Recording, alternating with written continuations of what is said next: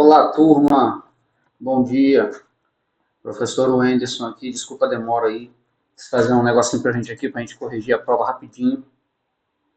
Fiz um videozinho pra gente aqui. Vamos lá. Questão número 1.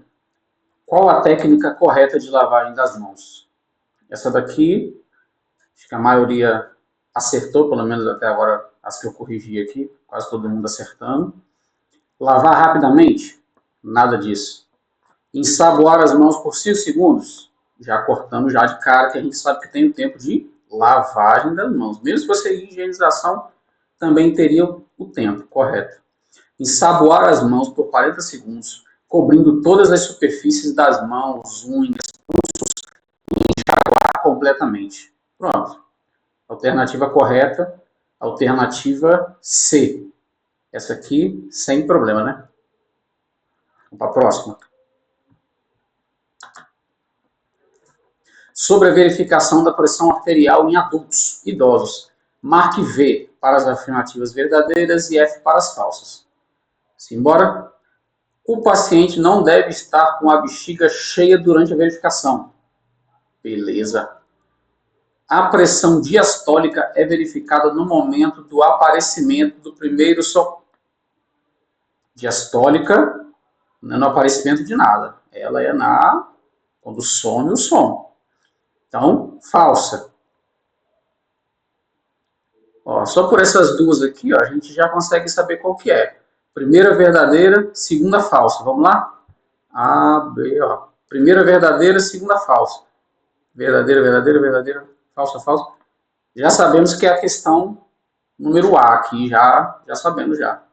A gente não precisa nem ir para as outras aqui. Então, questão número 2, alternativa A. Questão 3. Segundo ponto, uma lesão por pressão é um dano localizado na pele e no tecido mole subjacente. Normalmente se desenvolve sobre uma proeminência óssea. Beleza? Considerando uma lesão por pressão, que a perda parcial da espessura da derme, ou seja, pegou a epiderme e chegou na derme, cujo leito apresenta-se com uma bolha íntegra ou rompida, contendo soro, ou não, né? Se tiver rompida, não vai ter mais o soro. Marque a alternativa correta que representa a classificação desta lesão.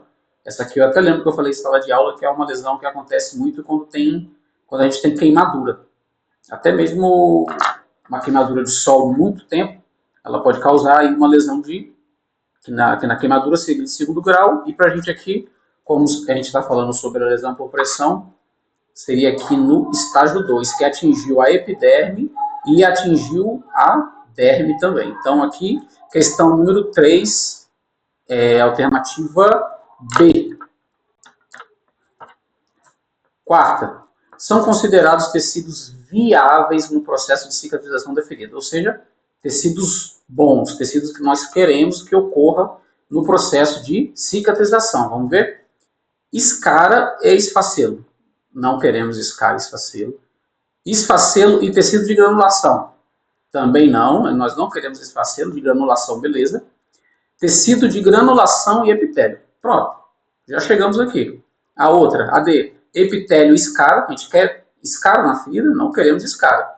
Tecido necrótico e esfacelo, piorou, não queremos também. Então, questão número 4, alternativa C, tecido de granulação e epitélio. 5. Durante a avaliação de uma ferida, o enfermeiro identifica a presença de diferentes tipos de tecidos no leito da lesão.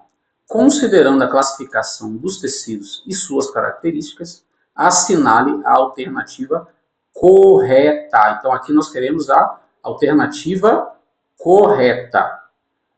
O tecido de granulação é considerado viável, caracteriza-se por amarelo, já está errado, já indicando infecção, não.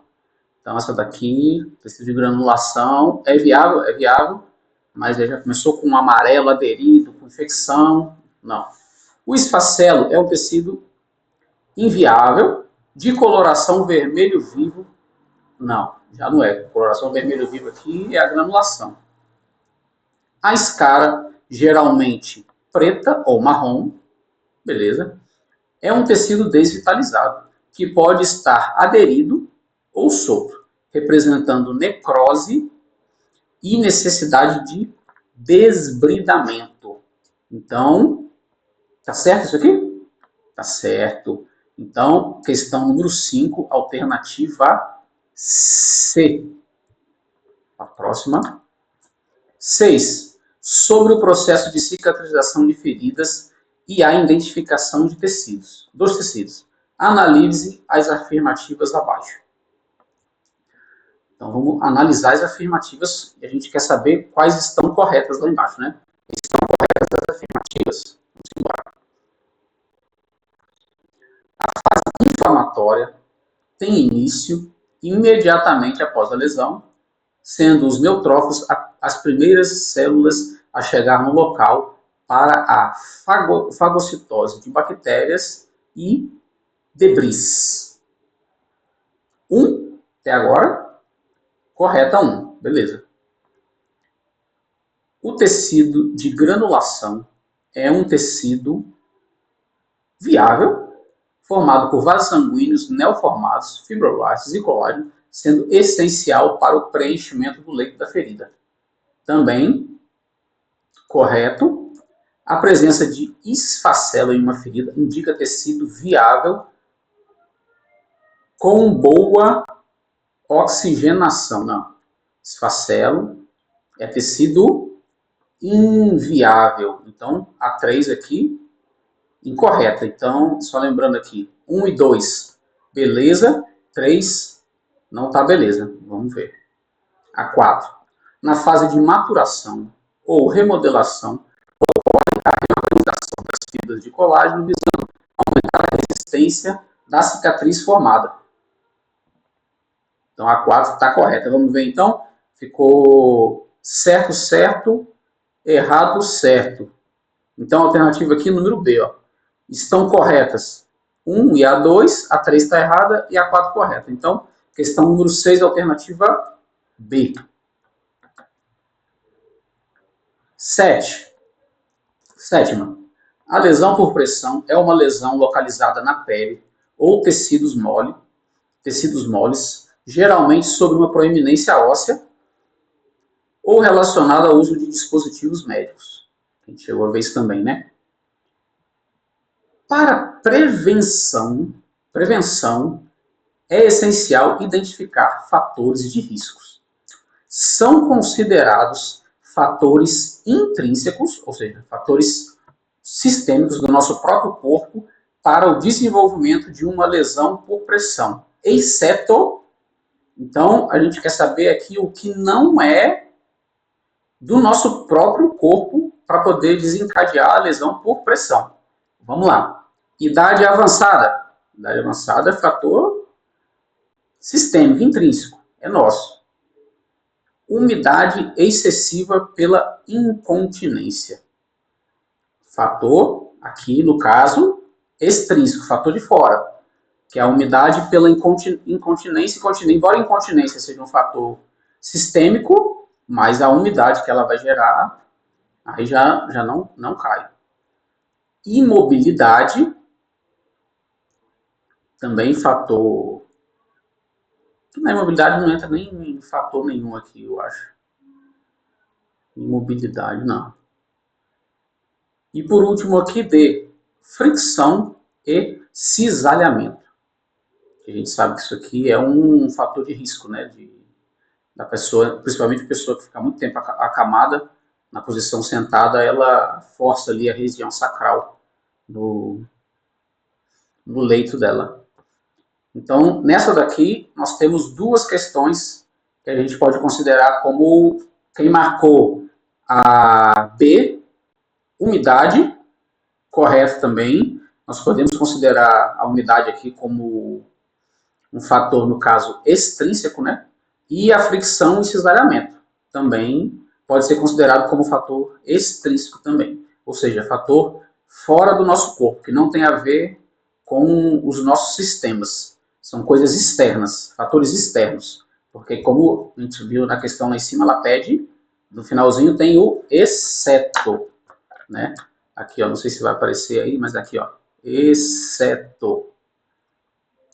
Então, quem marcou a B está correto, quem marcou a C também está correto. Oitava, o técnico de enfermagem contribui ativamente para a prevenção da lesão por pressão ao identificar precocemente os pacientes com risco aumentado. Para isso, a equipe de enfermagem utiliza as escalas validadas. A escala mais utilizada na prática clínica para predizer o risco de desenvolvimento de LPP é a escala de Glasgow? Não. Braden? Opa. Bartel? Não. Apgar? Também não. Então ficou aqui. Isso aqui acho que todo mundo acertou, né? Escala de Braden. Então, questão número 8, alternativa B. Vamos lá. No AP atualizou as classificações das lesões por pressão. Ao realizar a mudança de decúbito de um paciente, o técnico de enfermagem observa uma área localizada e persistente de descoloração vermelho escura, marrom ou púrpura, com pele intacta ou não, que não embranquece a digitopressão. Essa descrição refere-se à lesão por pressão não classificável, não. Dispositivo médico também não, chegou a falar ali, mas descoloração vermelha, escura, marrom ou púrpura com pele intacta ou não, também não. Estágio 3 não, estágio 3 não vai ter pele intacta. Questão número D, lesão tissular profunda. Essa daqui já estava, essa aqui já era uma questão mais difícil, essa aqui tinha que saber realmente a classificação ali. Então, a questão número 9 é a letra D. Lesão tissular profunda. 10. Sobre a limpeza de feridas e a técnica de curativo. Analise as afirmativas a seguir e assinale a que está correta segundo as boas práticas de enfermagem. Ao se limpar a ferida, deve utilizar soro morno e devemos irrigar em jatos, a fim de propiciar uma melhor limpeza do leito da ferida. Essa daqui praticamente, vamos ver. Questão, nós queremos na 10 a questão, a correta, pronto. Então, a A aqui já está correta. Vamos na B, vamos dar só uma olhadinha na B. O curativo ideal não deve permitir o contato da ferida. Não. C. O curativo deve fazer que a ferida permaneça sempre numa temperatura mais baixa que o corpo, em torno de... Não. As soluções usadas na realização curativa devem estar sempre frias, também não. Então, aqui, questão número 10, letra A. Vamos partir para a próxima aqui. A administração parenteral envolve a injeção de um medicamento nos tecidos do organismo. Beleza. Com base nas vias de administração parenteral, nós vimos lá na última aula, assinale a alternativa correta em que a injeção ocorre nos tecidos imediatamente sob a derme, né? Epiderme, derme, hipoderme ou subconjuntivo, subcutâneo, que é o tecido conjuntivo. Vamos lá, questão A, intradérmica não, B, subcutânea, C, intramuscular não, D, intravenosa não e E, intracardíaca não. Então aqui na 11, beleza, sem dificuldade aqui, dá para adivinhar ela aqui, dá para acertar só retirando aqui as que a gente sabe que não é, né? Que aqui está pedindo o tecido imediatamente sob a derme, ou seja, abaixo da derme. Então, a questão número 11 aqui, alternativa B, subcutâneo. Vamos para a próxima. 12. Durante a administração de medicamentos por via intramuscular, um dos cuidados fundamentais para evitar a injeção acidental em um vaso sanguíneo é... Então, aqui a gente quer saber dos cuidados para evitar a injeção acidental em um vaso. Está perguntando isso daqui. Cuidado para evitar a injeção em vaso. O que a gente tem que fazer? Realizar antisepsia com álcool 70. Não. Aspirar antes de injetar o medicamento para verificar se há refluxo sanguíneo. Isso aqui já matamos. Questão número 12. Para a gente responder justamente o que está perguntando, não quer dizer que a A está errada, que a outra está errada, mas o que a questão quer? A questão quer o cuidado para evitar a injeção intramuscular em vaso sanguíneo. O que a gente faz? Após a aplicação, faz justamente a aspiração, porque se você pegou o vaso sanguíneo, vai ter o refluxo de sangue na seringa. Você sabe que você funcionou ali local que você não queria funcionar, você quer funcionar o músculo. Então, aqui, questão número 12, alternativa B. Bora para frente. Tá acabando. 13. Para a administração correta de medicamentos por via parenteral, o profissional deve respeitar o ângulo de inserção da agulha conforme a via escolhida. Assinale a alternativa que apresenta a relação correta entre a via e o ângulo aproximado. Então, vamos lá. Intradérmica, ângulo de 90 graus, não. 90 graus é o quê? Intramuscular. Subcutânea, ângulo de 10 a 15 graus, também não. Intramuscular, 45, não. Intravenosa, ângulo de 25. Pronto. Isso aqui, pegou, né? Acabou na câmera. Aqui mais ou menos um ângulo de 25. Em relação aqui a linha aqui, né? 90 graus, 45, né? E aí a gente desce mais um pouquinho, vai dar justamente aqui mais ou menos um ângulo de 25 graus aqui, ó, pegando com um ângulo reto aqui com o fim da tela aqui, justamente o ângulo que nós queremos aqui para poder fazer a intravenosa, beleza? Então, questão 13, alternativa D.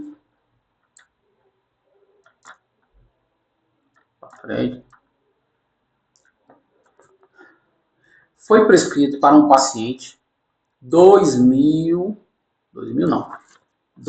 milhões UI de penicilina cristalina endovenosa.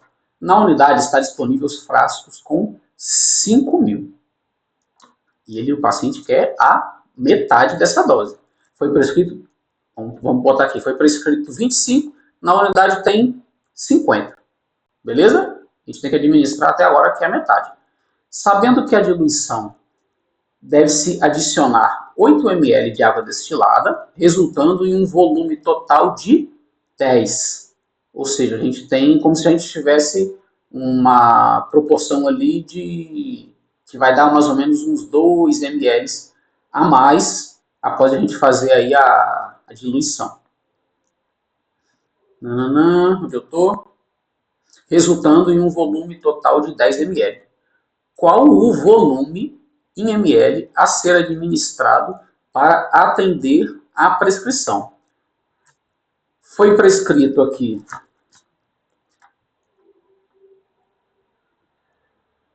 25, nós temos 50 na unidade, ou seja, nós precisamos da metade. Nós precisamos da metade para poder dar justamente isso daqui que a gente quer fazer a prescrição. Quando a gente colocou o ml aqui para poder fazer a diluição, nós ficamos com um total de 10 ml no frasco. Ou seja, em 10 ml nós tínhamos isso daqui, ó, os 5 milhões aqui.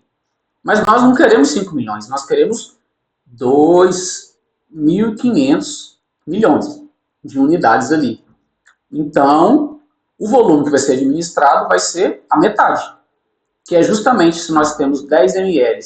Contudo, a metade de 10 ml, alternativa C, 5 ml. Também, né? Tranquilo, essa daqui também. Essa daqui não é nem fórmula, essa aqui não tem nem... Eu não coloquei nem essa aqui com fórmula. Isso aqui é uma questão real aqui da banca IBFC. Do último concurso, acho que do ano passado que eu peguei esse daqui. Vamos lá. Vamos para a última. Então, a 14 ficou a alternativa C, 5 ml. Durante o plantão, há a prescrição de 100 ml de soro fisiológico, 0,9%, para infundir em 1 hora. Utilizando um equipe de macrogotas, 20 gotas por ml, qual deve ser o gotejamento aproximado para que a infusão seja realizada no tempo prescrito? Essa aqui a gente tem que usar a formulazinha, que é justamente pegar o volume total, que é os 100 ml, certo? A gente vai multiplicar 3 vezes o tempo em horas. Qual é o tempo de hora? 1 hora. 3 vezes 1, 3 vezes 1, 3. 100 dividido por 3, 30, vai dar 33 gotas por minuto. Então, questão número 15, alternativa B. Também moleza, já corrigi mais ou menos a metade das provas. Ainda faltam algumas para poder corrigir ainda. Também estou lançando as frequências, já comecei a lançar as frequências também.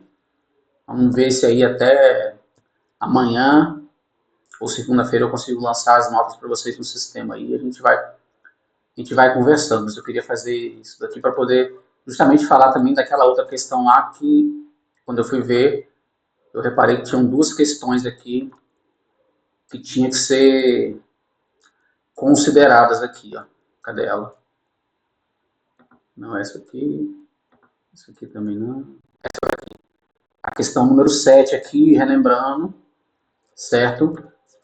Um erro na questão aqui, dessa banca aqui que eu peguei, porque pode-se considerar a alternativa B da umidade, como também podemos considerar a alternativa C, fricção e cisalhamento, como fatores extrínsecos, certo? Que eu pedi justamente no final da questão aqui, nós colocamos aqui o exceto, certo? Então, nós não queremos fatores intrínsecos, nós queremos os extrínsecos. Então, a questão número 7, quem marcou a letra B e quem marcou a D, beleza, tudo certo. Beleza, pessoal? Valeu, obrigado aí, tchau, tchau, fica com Deus. Feliz Páscoa para todo mundo, tchau, tchau.